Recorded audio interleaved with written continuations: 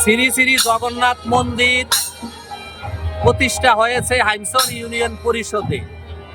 তখন থেকে আরম্ভ করে 145তম বার্ষিক কীর্তন অনুষ্ঠান 7 দিন ব্যাপী। শেষ দিনে আমি 3 নং দক্ষিণালগি ইউনিয়ন পরিষদের চেয়ারম্যান হিসাবে এখানে পরিদর্শন করে দেখতে পেলাম এত সুন্দর অনুষ্ঠান আমার চোখে কমই পড়ে।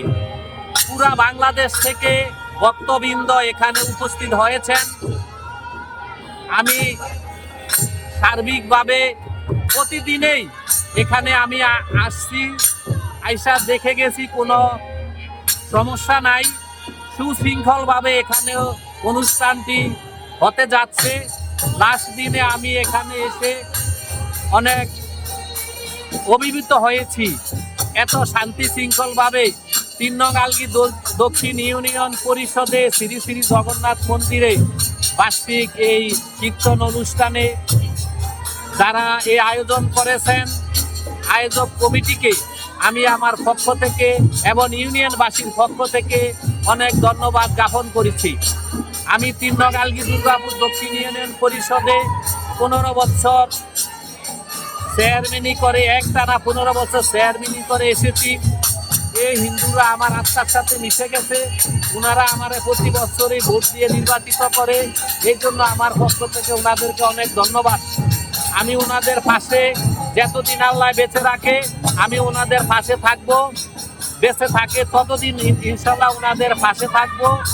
ইনশাল্লাহ ওনারা আমাকে অনেক আপন করে নিয়েছে, আমিও ওনাদেরকে অনেক আপন করে নিয়েছি। এখন জগন্নাথ মন্দিরে আমি উপস্থিত হয়েছি। অনেক হিন্দু ভক্ত আমাকে দেখে তারা অনেক আপন করে নিয়েছে। এই জন্য আমার পক্ষ থেকে সকলের ধন্যবাদ জ্ঞাপন করে যারা পুলিশ প্রশাসন এবং সিভিল প্রশাসন এবং আমাদের যারা চেয়ারম্যান, মেম্বার, ইউপি সম্মানিত সদস্য, যারা জনপ্রতিনিধি আছে, সকলেরই এখন দৃষ্টি জগন্নাথ মন্দিরের দিকে। কারণ এখানে বিশাল একটা আয়োজন হচ্ছে।